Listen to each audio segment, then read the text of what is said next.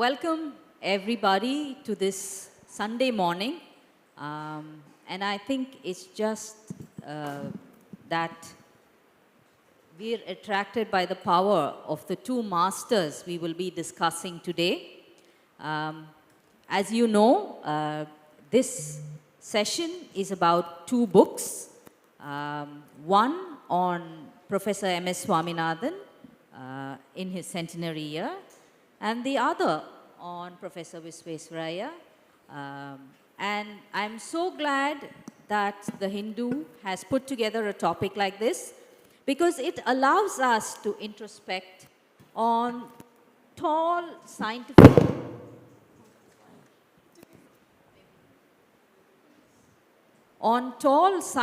leaders who have helped India become what it is today.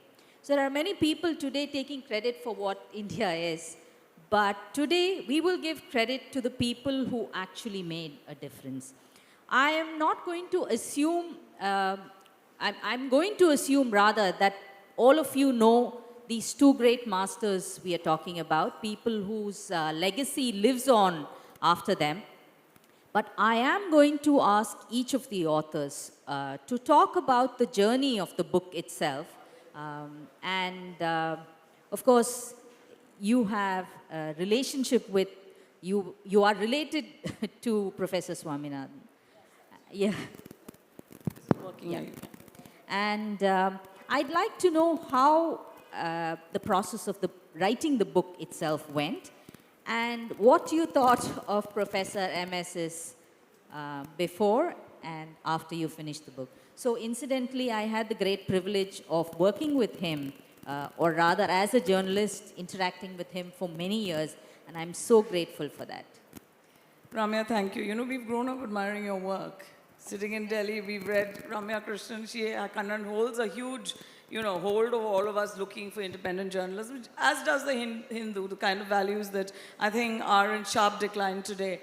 So yes, M.S. Swaminathan is my Attamber. I mean, his wife, Meena Atta, and my father are first cousins. Their fathers were brothers.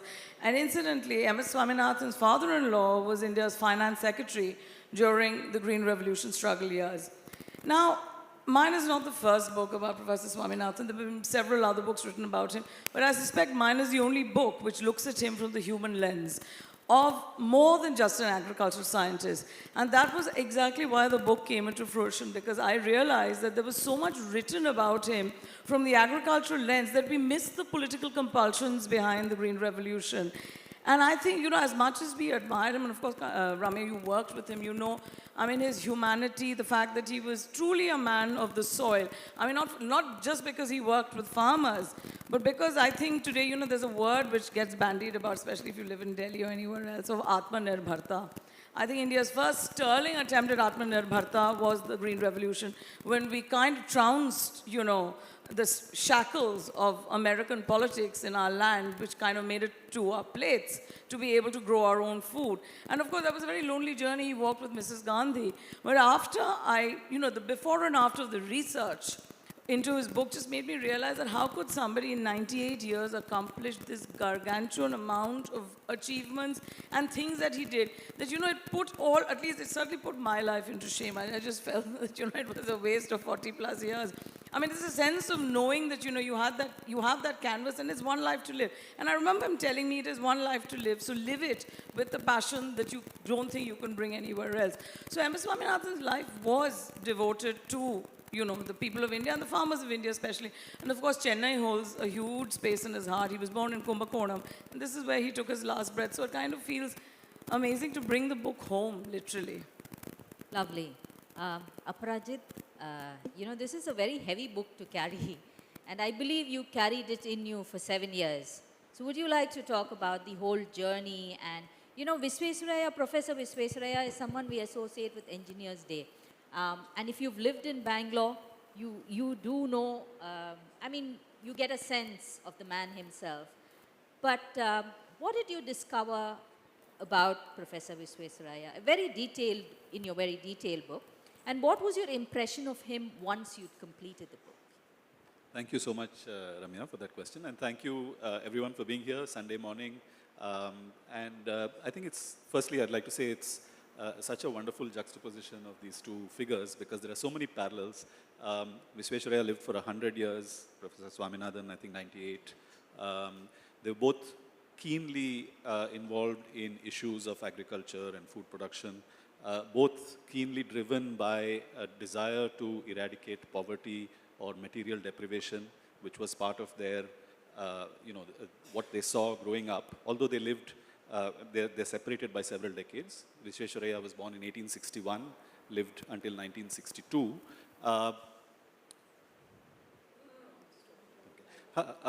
However, just to answer your question about how I came to the topic, sometimes it's very difficult to pinpoint when you first got the idea to work on a particular person or topic because it grows within you in many ways, as you just said.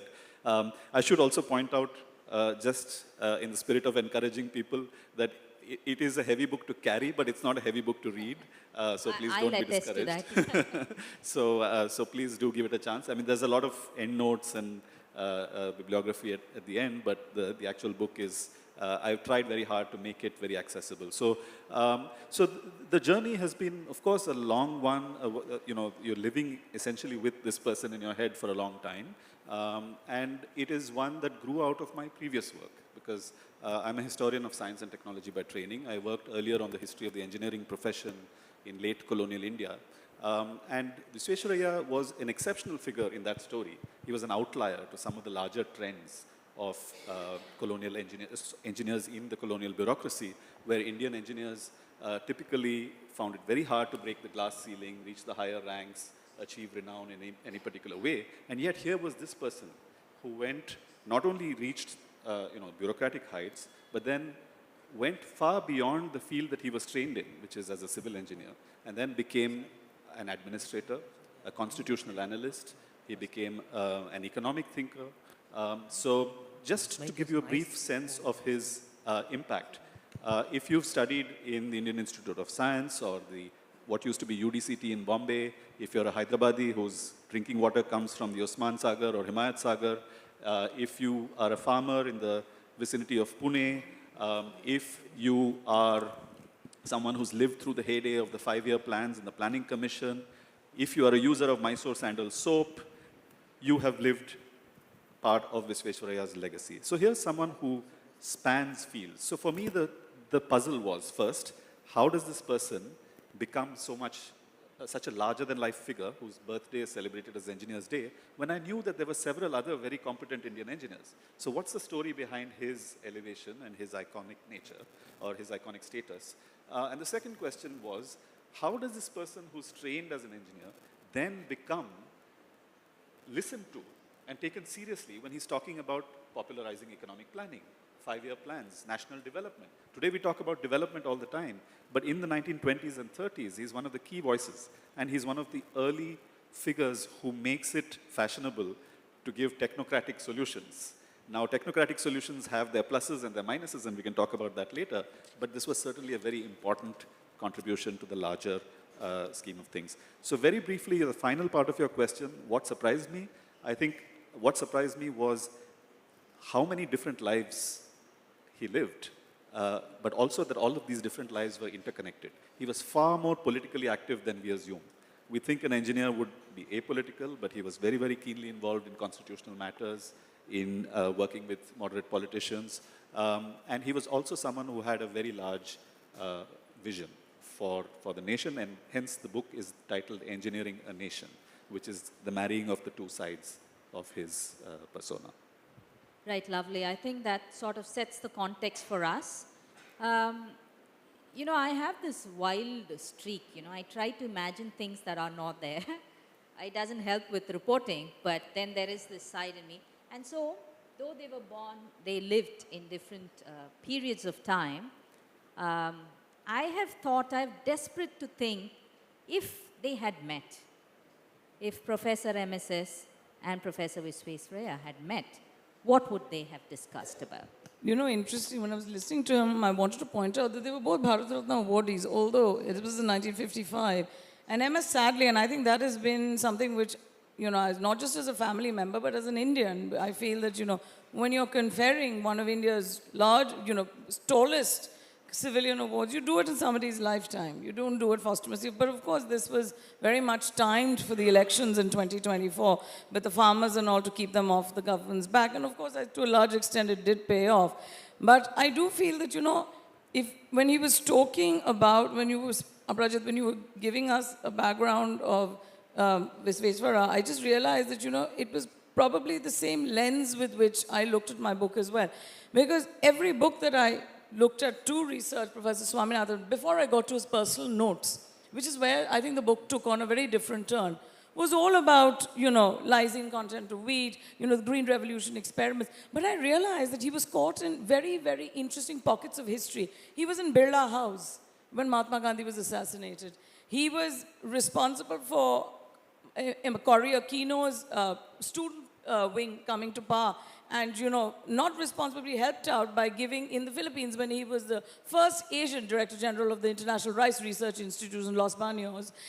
The students at that time, you know, it was the time of the Marcos regime, which was on its last legs.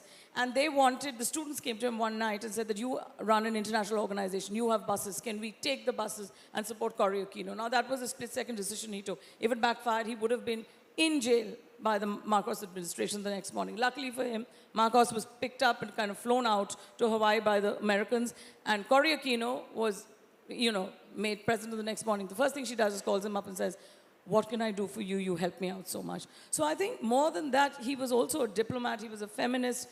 Well before, you know, the world started talking about climate change, he spoke about, you know, the fact that we were living on borrowed time, and the Svalbard seed vault, which is the Noah's Ark of seed, was his brainchild. So I think if these two giants met, I think it would be a meeting of minds. Also because I think being founding fathers, of course, Visvesvara was much older than Professor Swaminathan, but this was the founding fathers' generation, where India was actually truly the greatest love of their lives. Today when people ask me, why do we not have that kind of activism? When people from very privileged background like him kind of, and Professor Swaminathan, you know, did the kind of work they did, all I turn around and say is that, you know, I think today we live for ourselves. All those years ago, Professor Swaminathan, I mean, he had a very stellar career in the US. He left everything to come back and say that, look, I went abroad to train myself to come and help my country out. I think if these two minds met, I think it would have been, you know, it was almost like him working with Verghese Kurien. He was the father of the White Revolution. I think today, of course, Ramya, you set the stage for some sort of wild imagination, but I think it would be a perfect blend of those, you know, for whom India mattered and who took, you know, a step out of the conventional box. Both of them did things, you know, which, I mean, September 15th I've always known it as Engineering Day. And that's because, you know, he did so much as the Diwan of Mysore. And I'm hoping, and this is, you know, a fervent hope, that one day MSS's birthday, which is the 7th of August, is actually treated as National Farmers' Day or National Agricultural Sciences Day. I think that much we owe him and his legacy for what he did to bring agriculture out of the doom and gloom of, you know, the British and the colonial times, after which came the Green Revolution. I have to say, if I have a say in it, I attest that. No, you will. I think journalism at least is alive in this state more than I can say for other states that I've been around. And I think if the government takes, I mean, you have elections coming up. I mean, that would actually be something to be able to commemorate his legacy. In fact, when the centennial happened last year, we thought the Prime Minister would announce it that day. It was one of those usual rigmarole of a postage stamp and one of those silver thingamies. I mean, this would have actually been far more valuable. Right, thank you for that. I think that's, you know, it's a pleasure to have people who've read each other's book, like, frankly. So would you like to answer that question? What do you think they would have spoken about had they met? It's a, you know, honestly, very difficult question. Counterfactuals are never easy, but it's fun to imagine, certainly. I think, I'll be honest, I don't know enough about MS Swaminathan to answer that question in a deep way, but I would like to think that they would certainly find a lot in common to talk about in terms of their philosophy of self-sufficiency in terms of food.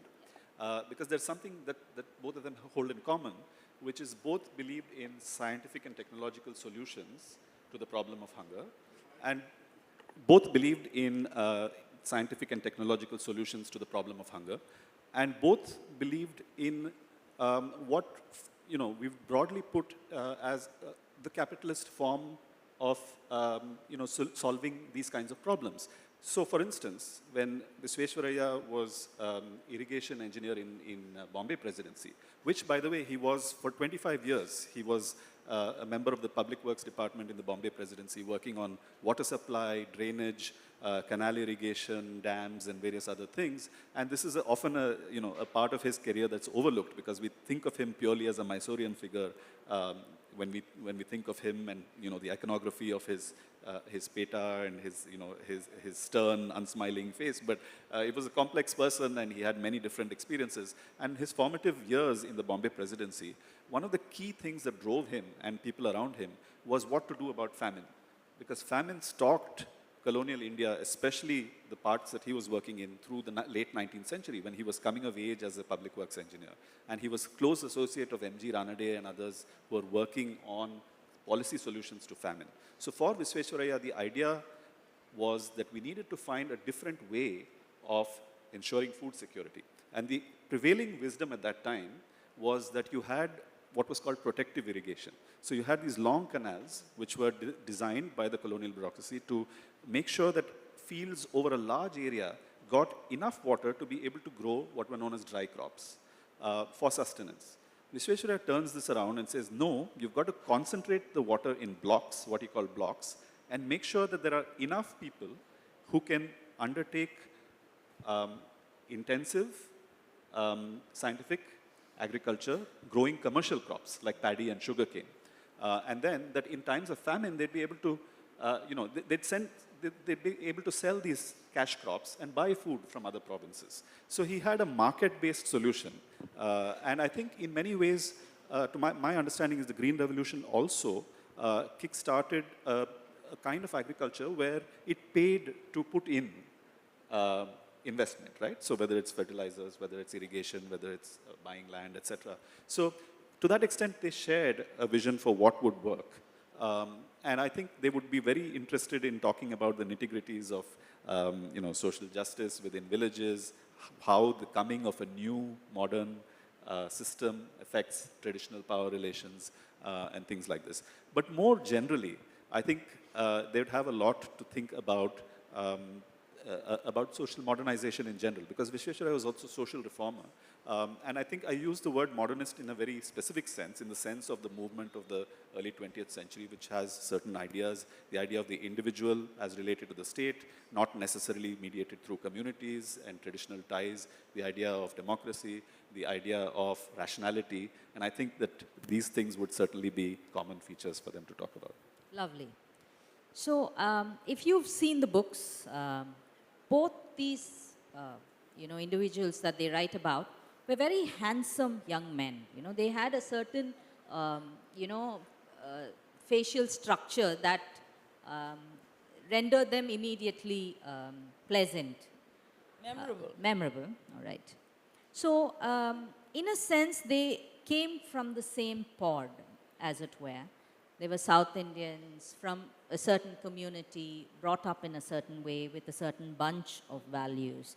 And today, in a very cultural, political, and economic context, the South versus North debate has gained ground. So these were two South Indian men who've taken the world stage and who've laid their stamp there. And today, the world is looking at them with great awe and admiration. So, would you like to comment about that? Ramya, you asked the most amazing questions. I've had so many interlocutors, but you've come up, you put the questions out of the typical claptrap of, commentary that I get. Aparajit, that one statement you made about famine stalking India, it was actually the Bengal famine which prevented Professor Swaminathan from becoming a doctor. He was, 2 years into his medical degree at Kumbakonam, at the medical college there, and he realized that, his psyche couldn't take the onslaught of the photographs from the Hindu that he saw of the Bengal famine. He said it didn't just stalk the land, it stalked their psyches as well. He turned around and told his mother, India can have n number of doctors, but we need to solve the food crisis. Because for an agricultural country like India, the Bengal famine, which is neither weather contingent nor for anything else, but just because of Winston Churchill's policy in food diversion, we lost almost 5 million, and I'm half Bengali, I've grown up on stories from my grandmother's time. They used to live, we used to say Opare across the border. They were part of East Pakistan, Bangladesh.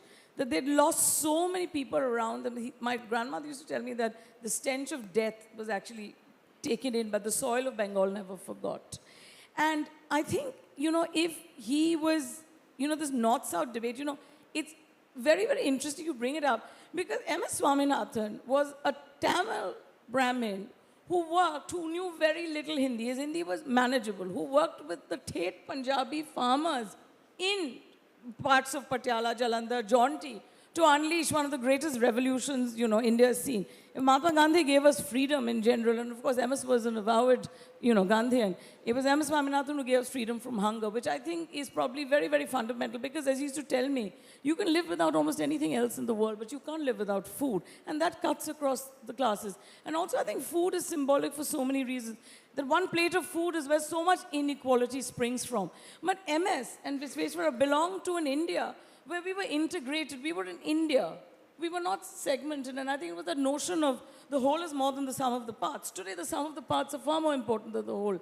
And that is why this North-South debate, of course, these are politicized things. And, somehow, despite being educated, we buy into it. Or a large swath of us who are educated buy into it as well. But MS belonged to a generation where India was just India. But also, I suspect India was very much an emotion. And, the fact that he could go from down south, speaking very little Hindi, conversing with the farmers. I mean, if that is not true national integration and unity and diversity, I don't know what else is. Right. Absolutely.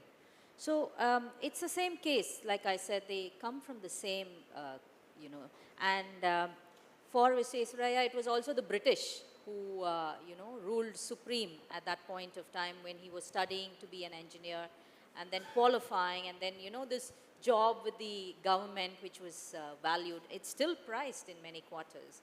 So do you think there was a certain looking down upon a South Indian or an Indian itself in this context?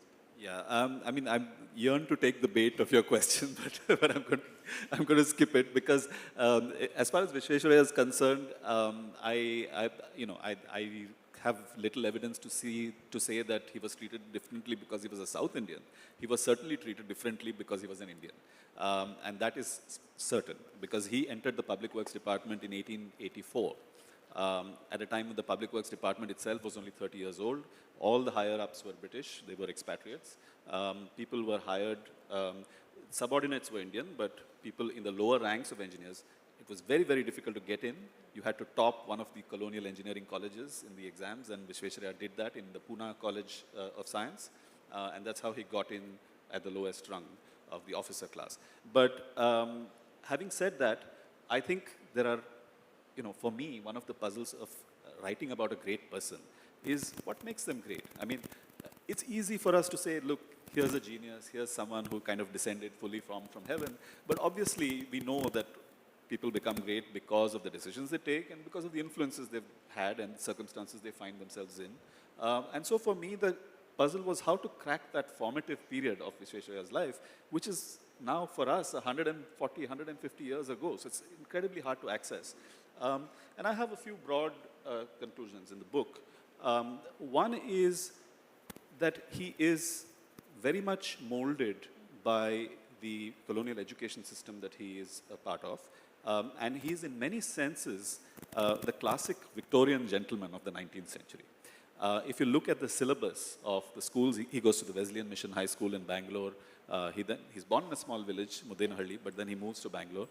He then goes to the Central College. He has a Cambridge-educated principal, Charles Waters. He then goes to the College of Science, where there's an Irishman as principal.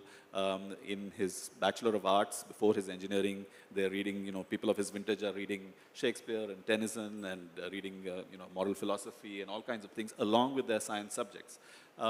And also, in his personal effects, you find that he's a fan of a certain Samuel Smiles, who was the iconic popular writer of the 19th century, who wrote books like Thrift, Character, Self-Help, a word that occurs throughout Visvesvaraya's life in his speeches.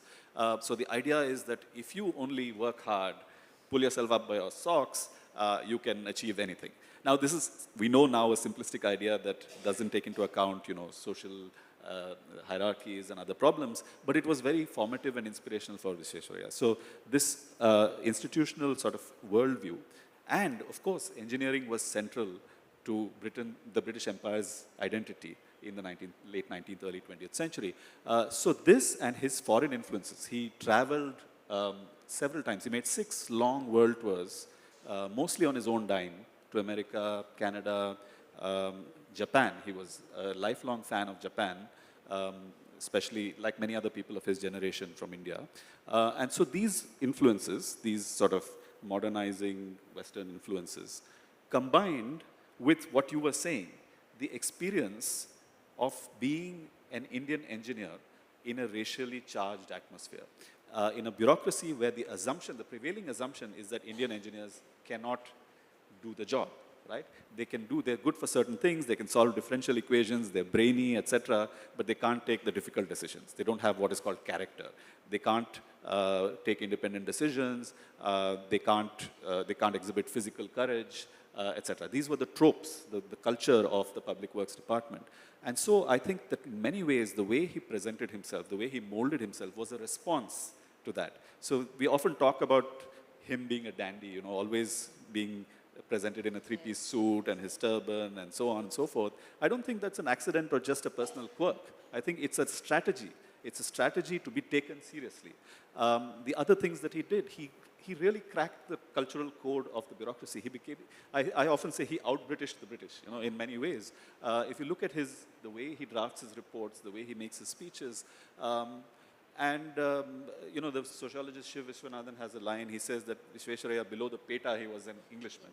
And I think that captures it, in many ways. This also speaks, of course, to the privileged background that he comes from, right? So again, popular accounts stress that he studied under the lamppost, he was very poor, he lost his father at a young age. Yes, he did lose his father at a young age, but he had social capital, immense social capital. There's no shying away from that. He wouldn't have got into the Wesleyan Mission High School in Bangalore without that. He wouldn't have got into the places that he did. So those opportunities are important.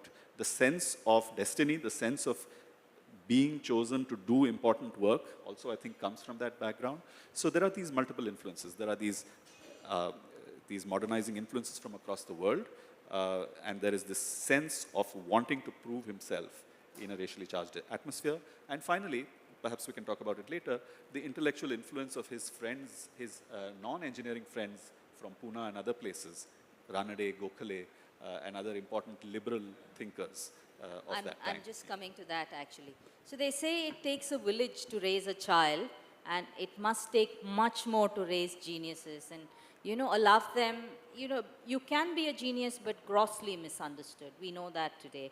But these were two, prominent scientific leaders who managed to hold their own. So if you were to recount the influencers not in the sense that we speak today, but the people who helped Professor Swaminathan, who would you count among them? This could be friends, family, government. I'm sure you'll say Mrs. Gandhi, but let's hear from you. Mrs. Gandhi would be obvious because without political support, no policy is ever going to be converted. In fact, MS's favorite story used to be most great ideas down on the table because nobody is willing to do the extra work, the legwork to convert and convince bureaucrats, because bureaucrats are massively, they work both ways. You could be a stumbling block or they could actually be an aid and help you. Now, I think MS Swaminathan's greatest influence came from farmers and those who were closely associated to the land. I think his first nascent love for agriculture was sparked in Mangamba. That's, the MS, the M of the MS is Mangamba Sambasivan Swaminathan. Mangamba is in Kerala.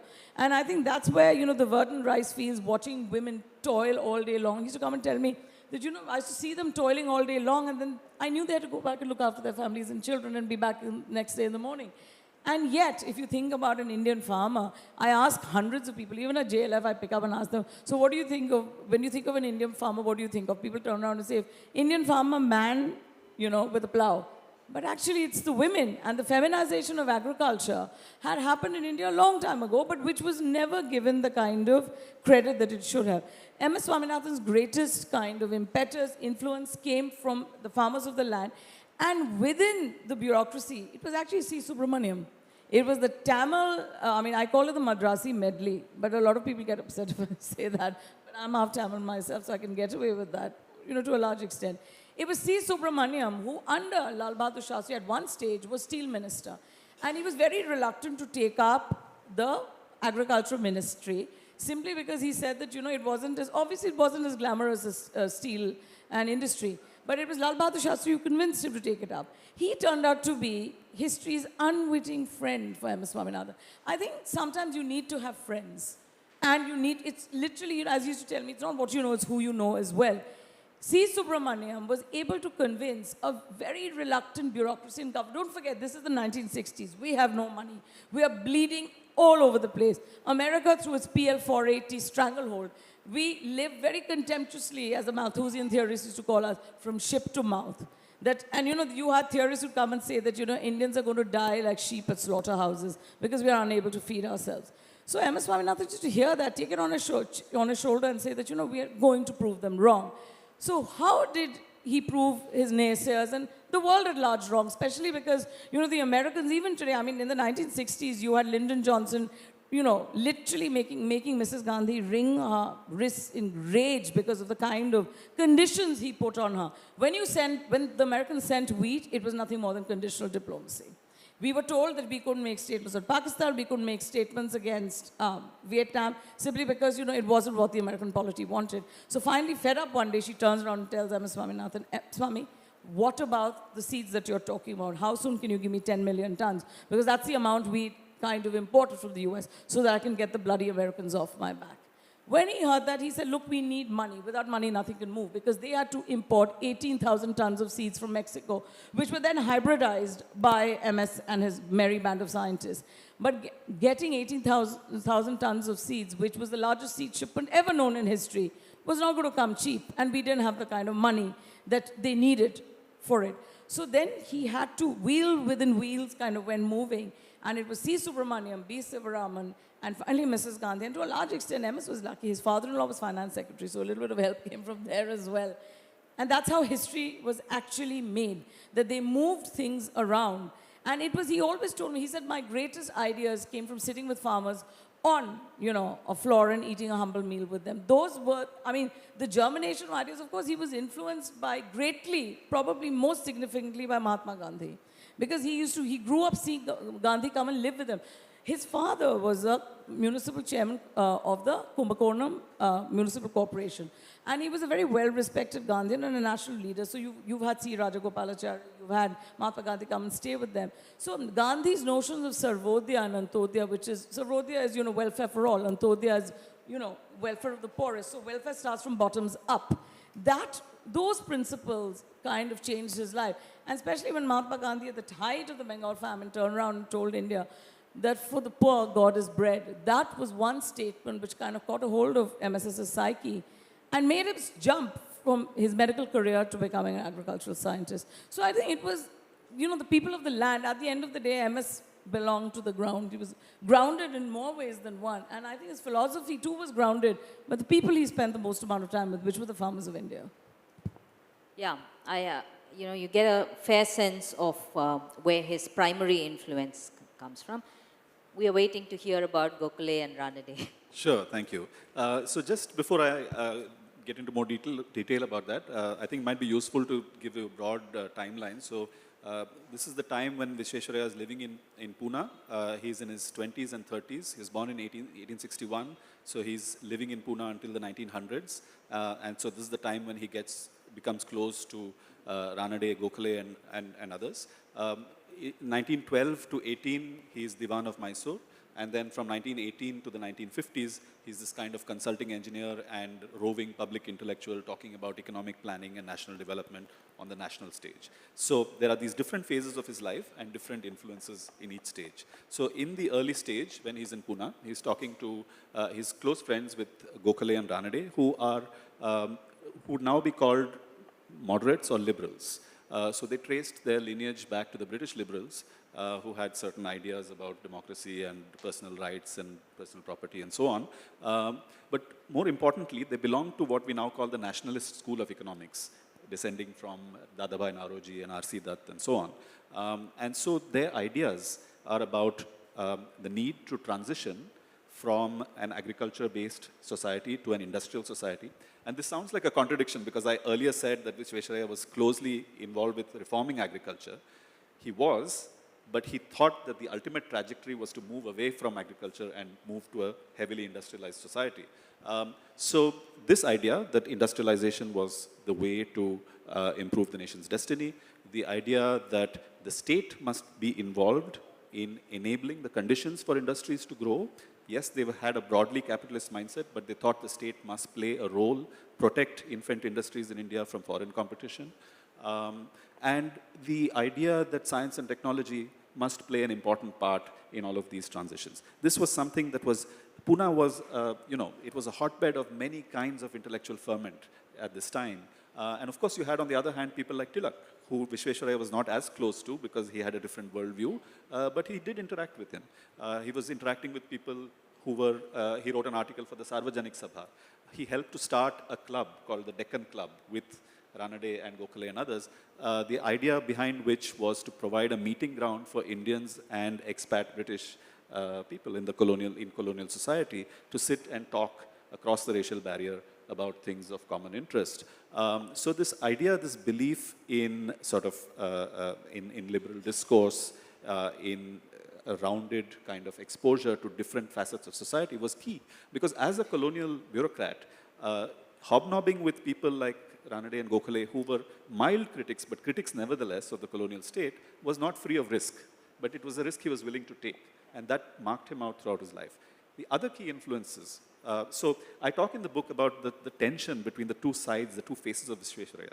One phase is the Democrat, and the other is the technocrat. And these two are in tension within him. So the democratic side comes from this grounding in constitutional values, etc., from all of these people. And he keeps it up as Diwan of Mysore. He tries to liberalize the constitution. He later tries to push, he writes, in fact, very few people know, he works on a draft constitution for India with dominion status in the 1920s. And so his influences at this time are Madan Mohan Malaviya and M.R. Jayakar, two prominent moderate Congress leaders. He's working with these people. He's working on the idea of how India can become a dominion within the British Empire, but with autonomy. So this is the democratic side. There's also the technocratic side, which of course comes from his training as an engineer, which comes from his temperament, which wants to see quick progress. He's an impatient man. He wants to see rapid industrialization. He wants to see rapid improvement in agricultural productivity. He wants to see a reduction in poverty. He wants people to move out of what he sees as the morass of traditional superstition and so on. Now, of course, he has his blind spots. Now, the word technocracy comes from a movement in America in the 1930s, where a bunch of people came together and said, we're going to overthrow the traditional political rule, and we are going to rule not by measuring money and prices, but by measuring units of energy. And it turns out that one of these people was the grandfather of Elon Musk, so shouldn't be too surprised. But the idea of technocracy was gaining ground across the world. Across the world, engineers were having a field day in the 1920s and 30s. So this tension between an impatience with the slowness of deliberative politics, on the other hand, and a belief in the importance of everyone having a say, defined actually his life in many ways. And I think when we're writing about these big figures, we have to remember that they're humans, they have their frailties, they're larger than life, their ambitions are great, their intentions are great, but they got some things, I wouldn't say right or wrong, but there are contradictions, there are blind spots, and we have to acknowledge that. Right, I'm so glad you brought that up, which leads to my next question, which is, let's talk a bit about their family, their attachment. Professor MSS was really attached to his family. He was so proud of his daughters, anyone would. But also there was a sense of communion with the farmers. There was a sense of connecting with people that he did. What were the fun parts of that you discovered while, of course, you have the advantage of being related to the person you write about. But what were the fun parts that you discovered about these little connections and relationships? I think MS was probably one of the, the greatest feminists I know, simply because I think his feminism also started from seeing, being growing up in a family which was overshadowed by a lot of women. Mothers, aunts, and of course he was the father of three beautiful girls, girls who kind of outshone their own parents and, in more ways than one, and who still continue to do so. And of course, I think his wife, Meena, my aunt, was a huge influence. And I think a lot of, that's the thing when Aparajit talks about, the contradictions, the frailties. I think one of the things I realized about whilst I was writing the book was how little time he had for the family in the days of the Green Revolution. Simply because he used to be out in the fields with Norman Borlaug, the, Nobel laureate who kind of gave him the Mexican seeds or told him about it from SIBTI in Mexico. He was, and at that stage, my aunt was pregnant with his daughter, their youngest, Nitya. So he was only around, I think, 2 or 3 days before the kind of delivery. So I think nation building and wanting to change India's character meant that you had to lose out on certain fronts. And it also meant huge amounts of sacrifices from family members. But he was, and how would he make it up? I think for some people, as a mother of 3 children, the language of love that I deploy for all my 3 children is very different. It depends on their personality. Some children just want you to be there. Some want you to go and buy them things. Some want you to buy food. MS belonged to the last category. He used to make his family feel loved and felt at home. Every time they used to go for long holidays, and he couldn't spend that kind of time because he was building India. The fridge used to be stocked with almost top to bottom with everything that they loved eating. Food for him was a language of love. Food was the language of freedom. And food was freedom in more ways than one for him. Food was privilege and something which had to be guarded. And the way we way we grew food was also very important for him because sustainable farming was what he lived for. And I think it was the love that he had, that he gleaned from his family, which is what allowed him to kind of spend so much time away from them because there was no guilt. You can't really build a career or build India if you're riddled with guilt. I think nation building requires vast amounts of sacrifices. And he has gone on record to say that had it not been for the sacrifices of his wife, he would be nowhere in the picture because you have to be able to devote that kind of life and that kind of time guilt-free. And guilt-free nation building or guilt-free anything. Why nation building? Even career building is tough these days because, you're told that, you can, like Indra Nooyi goes and very famously says that you can't have it all. And, maybe for women that is true. But MS truly believed that with the right support, women could have it all as well. And he was lucky. He was equally there for his wife when she needed him. But I think because he was involved in such hugely gargantuan and mammoth tasks, it took her, the quantum of her sacrifices were far greater. But they never begrudged each other that. And I think that was the beauty of unions in that generation. I don't know how, egalitarian we'd be with our time, with our passions, with our emotions, with our significant others if they went on nation building. But I don't see nation building on such a grand scale as was in his time. But for him, food was the eternal language of love. And every time he'd go abroad, he'd remember very little things about people. If his driver liked a certain packet of biscuits or his grandchildren liked a certain brand of chocolates, he'd remember that. And he had a massive memory for names and faces, except when he sat on stage with Rajinikanth and had no clue who he was. And then people came up to his driver, looked up and said, to him and said, "Why didn't you stop? I wanted to take a photograph." He said, "With who?" He said, "The person sitting next to you." But who was he? He turned around and said, "This is Rajinikanth," but who is that? He was very embarrassed, but he had no idea. That was the one time. I don't think he watched that many films. He was a very, he was a big fan of MS Subbulakshmi. She's performed for him many times at his foundation, which is here in Taramani in Chennai. And I think for him, music, apart from anything else, even in his final days, I remember him listening to a lot of MS, in the days where, he was kind of very frail at the time of COVID. He died in 2023. And music and food, those would spark memory, in his head. And you'd think about something, a certain fragrance, a certain food would send him ricocheting back into his childhood. So I think for him, food was truly the way forward and truly the language of love. Right, the vignettes about stocking the refrigerator, now that is really heartwarming. So Aparajit, the family of Visvesvaraya, of course you're a scientific biographer and you look for the science. There's, pictures of drawings in the book, sketches. How did you, chance upon the family quotient as something that built Vishweshraya. Yeah, thanks a lot. So I think the challenge, of course, with this is a person who comes across in the public domain as unremittingly serious. How does one humanize this person, right? How does one get behind, peel behind the sort of the layers of the personality and go behind the public facade? And it was very hard for Vishweshraya because, there's a certain sadness that permeates his personal life. When he was in his 20s, he was married thrice. 2 times, his first 2 wives died in childbirth. And his third wife he was separated from. So he was childless and single from the age of 30 to the age of 100.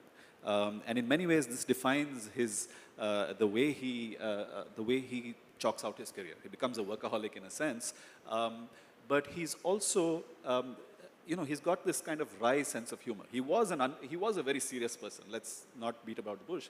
But having said that, he had these sparks of humor, these sparks of sort of these sly comments he'd make sometimes. So when Ashutosh Mukherjee, the famous Calcutta scientist, was supposed to come for the convocation ceremony in Mysore University, he was making lots of inquiries about what he could see in the vicinity of Mysore and so on.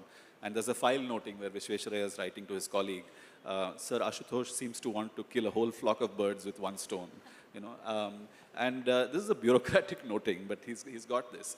And then later we have anecdotes from his grandnieces and nephews of how he used to tell stories in his old age, dramatizing his early years as an engineer, and he would give names to these episodes like an Earl Stanley Gardner novel and things like that. So he could be quite fun. He also could be very hard to work with. And there's a chapter where I talk about a bureaucrat who worked with him in the Mysore bureaucracy, who's left behind diary entries of his day-to-day interactions with Vishweshraya. And Vishweshraya was a hard taskmaster. He wanted people to, his phrase, take initiative, but he wouldn't spell out what that meant. So these people were really desperate, what does he want from me? And his standards were very high and so on. So certainly he was hard to work with, but he was also compassionate. In his own way, he was caring. So he would take care in the long run to make sure that these people had good careers and so on. But I think, the aspects of his personality that I found interesting also was that behind that sort of stern demeanor, he was also very, very sensitive. He cared what people thought about him. And this came out very vividly in the 1920s when there was a huge volume of criticism of his era as Diwan of Mysore, when he had initiated the Krishnarajasagar Dam and the Bhadravati Iron and Steel Works, which are huge capital-intensive projects. And the 20s, people are criticizing very virulently, some people, saying that these are a waste of public money, they're white elephants and so on. And one person writes anonymously in several newspapers, including the Hindu and other newspapers, criticizing him. And Vishweshraya keeps a log of all of these comments. It's in his papers. And in one place, his secretary or himself types, difficult to read.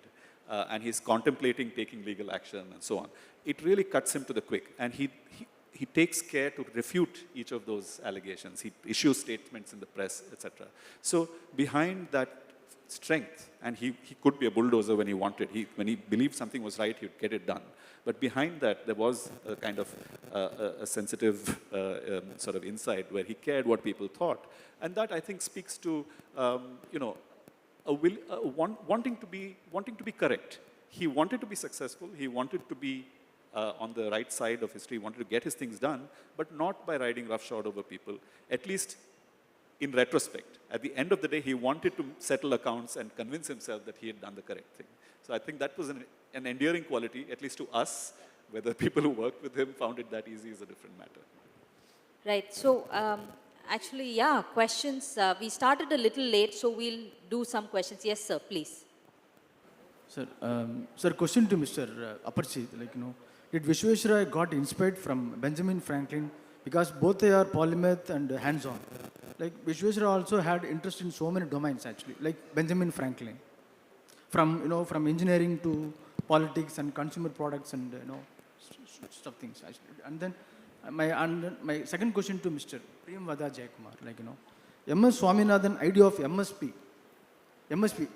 Hold the mic closer. M.S. Swaminathan idea of MSP, minimum support price.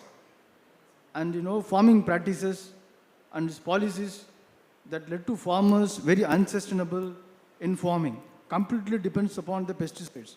And that states use that idea to make farmers completely depends upon the government for the subsidies of pesticides. And then that famous, Nammalwar have criticized about MS Swaminathan policies and practices actually. And then Sangeeta Sriram, she wrote very beautiful book about Pasmai Purchin Kada in Tamil. She also criticized MS Swaminathan policies actually. Could you please answer on that? Yeah, I'll start because it's an easy answer. I mean, I really have no evidence to know if he read Benjamin Franklin or if he certainly knew about him. Sorry? Yeah, of course, there are commonalities. They had wide learning. They wanted to experiment. They wanted to figure out how things worked and so on. But other than that, I don't really have any evidence. I'll take your questions. There were two, one on the MSP and one on the criticism of the Green Revolution. In fact, I was going to come to you to everybody about the criticism of the Green Revolution. I'll take that up first. In the 1960s, when he unleashed the Green Revolution, he was also fairly conscious of the fact that the Green Revolution, in more ways than one, was also unleashed a Frankenstein on the land. Because the Green Revolution were both water and fertilizer guzzlers. Now, what happens when you put too much fertilizer in the ground? You kind of not only just contaminate the water table, you're also introducing carcinogenics. But we had no choice then in the 1960s. We needed a solution to rid us of food insecurity, because if you do not grow your own food, you cannot call your own shots politically. So we needed the Green Revolution. We needed our lands to kind of spew out and vomit that volume of grain.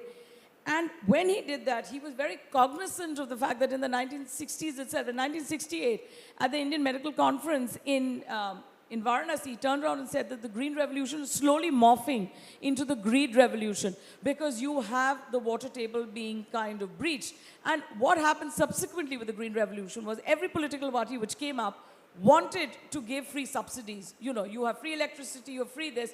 When you have free electricity, what is the first thing you're going to do? You're going to tap out the water table endlessly.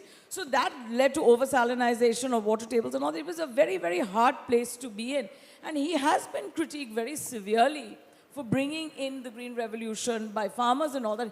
Of course, he's had an abundant amount of support from the farmers of India. But I have mentioned in my book as well that because of the criticism which was unleashed against the Green Revolution, he postulated a philosophy of the Evergreen Revolution, which was done almost immediately after the Green Revolution when he saw the pitfalls of it, which was the Evergreen Revolution of production and perpetuity without added ecological harm, which means you sustainably grow agriculture in a nation or in a world where the number of people who live on a land are burgeoning, but the land itself is shrinking. Our arable land, and don't forget India is a country of small landholdings. China modernized itself by modernizing its agricultural sector first, and then heavy industrialization and then manufacturing took over. We have not been able to do that, and that is exactly when you talk about the MSP. His MSP formula of C2 plus 50, the National Commission of Farmers that MS Swaminathan chaired was going to be was a watershed moment in Indian farming and agricultural history. But unfortunately, that got caught in the claptrap of Indian politics. It was never turned into law. There were aspects of it which were debated. Also, don't forget, farming and agriculture becomes a state subject in many, many places. So it becomes impossible for the center to have a huge budgeting influence. And forget the fact that the UPA government introduced it. Was in 2004 to 6 is when he did the project. There was nobody who was willing to take it up. I mean, now, you have Rahul Gandhi going on stage in 24 and saying as leader of opposition that, if we come into power, that's the first thing we are going to do. But it was the one thing which would have guaranteed the farmers a decent level of income. Because my greatest worry and his greatest worry used to be, no farmer wants his children to be farmers today. Everybody is leaving farming. Who is going to feed the land? He says to give farmers the kind of recognition, to give them a certain livelihood and assured remuneration was important.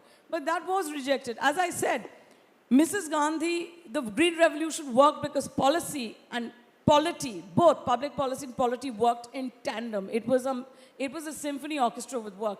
You cannot have, I'll come back to you, you cannot have, things working if the government doesn't see it as being feasible. Not turning the National Commission of Farmers into law, I think, in memory, was one of his largest regrets. Do we have another question? There? Yes. Thank you so much, you both, Professor Ramnath. Now, beginning with this issue of tension between democracy and technocracy, how did Visvesvaraya cope with it?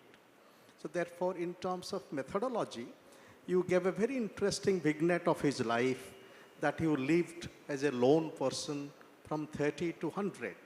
So therefore, methodologically, like the emotional life of a person, whether in your work, that kind of psychoanalytic dimension, and how he coped with that. Speaking about the democratic, whether he also was influenced by the freedom movement, and in his own life, in what way he drew upon the important spiritual tradition of Karnataka, like Birasaiva movement, which could have kind of, mellow down a little bit of a uncritical technocracy.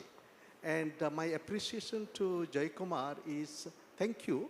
And I have also met Professor Swaminathan. Now, his project of Evergreen Revolution, was it really accompanied by a support for land reform? Because he was working at a moment where the demand of land reform was also quite an important social and political movement in the country. So Swaminathan's project of Evergreen Revolution is having your small plot of land and a little pond and everything also needed to be accompanied by a support for land reform. And to what extent did Swaminathan really do that? Though I agree with you, Swaminathan cannot be faulted for the ills of Green Revolution. Thank you, Professor Giri. Thank you for being here and for your questions. I think, yes, getting to that emotional inner life of Visvesvaraya, as I mentioned, was one of the challenges. And when I started the book, I really despaired. I thought I wouldn't have enough material to actually write a biography of any length. But it so happens that when you look very closely, immerse yourself in the sources, yes, he was not writing intimate letters to his family and things that have survived. But even in the letters that he's writing to his associates, his work associates and others, in the logs that he's keeping, in his personal papers, the cuttings that he's keeping, all of these offer very important clues to the way he's reacting to the way he's reacting to his portrayal in the public domain, but also to various other ideas, the way he deals with conflict, the way he deals with differing opinions, and also little aspects of his personality. There are, of course, these famous stories about him carrying one separate pen for work and one separate for his personal use and so on. Now, it's difficult to verify some of these, but there are some indications. So, for example, there's a letter he writes to someone who he doesn't send, his Mysore government sends a delegation to Japan. And then when they come back, one person wants to gift him an umbrella and he says, look, I'm sorry, I can't take this from you. And I've had to disappoint other people in the same way and so on. So there's these little glimmers of personality that come out, but also in his speeches, right? The speeches the first speech he gives when he takes over as Diwan, he's really chiding people. He's saying, I know you are going to place so many demands upon the government, but what have you done? Have you decided to take action? Have you decided to do X, Y, Z? So his personality comes through in all of these fascinating ways, and I hope that I've been able to do justice to that in the book. The second question, did he draw on spiritual resources of his upbringing, etc.? The straight answer to that is he seems not to have done so at all. He seems to have been an out-and-out modernist. He had no time for, he had a sort of personal interest, so he would read the Gita and other things. These copies survive in his effects, but he never intellectually engaged with them. For him, self-help literature, how to get more done, how to sleep less, how to be more efficient, all of this was what he swore by. And he was very key. He had no time for the caste system. He had no time for claims about India having invented technologies or sciences before other countries. It made no difference to him. For him, national pride came by being able to haul your people out of poverty. If something works in other countries, use it. Don't worry about whether it's Indian or not. It's universal. So for him, science, technology, modernity, we know now that there are certain gaps in this. So for instance, he was not attuned to the fact that farmers and others might have what we now know as indigenous knowledge, which is more relevant to certain situations and so on. But for better or for worse, he was an arch modernist, and that's what drove him. And coming back to your question on land reform, you cannot have farmers' welfare without it being associated closely with land reform, because the two go hand in hand and in tandem. But again, with everything with reform, you have to have political support. The National Commission of Farmers had many segments, dedicated to this as well. But until the entire policy is approved into law, you can't take piecemeal things. Governments have pulled out strings and strands from it to suit political narratives as and when, we've been within the political system, as and when any political crises precipitated that. But land reform needs a huge amount of political will. And I see the lack of political will. I mean, look at the tenets of the National Commission of Farmers. It would have really changed the face of farming in India, or farmers in India. But nobody took it up. Even now, this is 2004 to 6 we're talking about. We are now in 2026 and we're still nowhere close to getting it implemented. I don't know, maybe murmurs in 2029 may kind of, you'll have a new influx of farmers. When they need votes, then they come begging to you. Then they come and say, okay, we're going to do this. But land reform as a subject, which he also attempted in the National Commission of Farmers, was never looked at, and you need a great amount of political will for it. Don't forget, many times in the 1960s, M.S. Swaminathan wasn't up against a bank of, or a tide of opposition. There was severe opposition, people like V.K.R.V. Rao within the government, who felt that the seeds were just not going to work. But very significantly for him, Mrs. Gandhi stood her nerve and stood her ground, and that is why it came to fore. If the top person is not willing to listen to you or doesn't believe in your vision or your dream, your idea remains a very good idea, but just on paper. And I think the India that we are inheriting today needs far more consensus on many levels. Land reform has not been attempted in many, many ways from the times of the British, from colonial India. I mean, that's a problem we've had, and that's a problem which has come down. And again, a problem which hasn't been sorted out, because every problem of this magnitude needs political will and political support, which I don't think is forthcoming. You can have certain states which will say, yes, we'll do it, but if the center doesn't agree and it doesn't buy into your vision, you are going nowhere with it. Do we? Any questions? I think we'll close. You want to close? Yeah. If you are there any questions? If there are, then I think Aprajit and I will take them outside, Yeah. because I think we are running late behind the other sessions, right? Yeah. So, if you give me the option, this session would go on. There's so much we can learn from these trailblazers, and both of you excellent speakers. You want to have one question we can do? Oh, she's, okay, Yeah. we've now been Yeah. told that's not a possibility. Yeah. But we are happy to take questions in the foyer over there if there are people who want to ask, because this has been a fabulous session. And Ramya, it's because you were fabulous. One of the best interlocutors I've had. Thank the you, ladies, thank you so sorry much. for you, you're a guy, but lady interlocutors Thank you. are by far very, very good. Thank you so much. Thank you very much, Chennai, for Thank you having so us. much for your excellent interaction today. Aprajit, Priyambada, lovely meeting you, and I hope we could do this one more time. Thank you so much. Thank you, Ramya. Thank you, Priyambada, and thank you, everyone.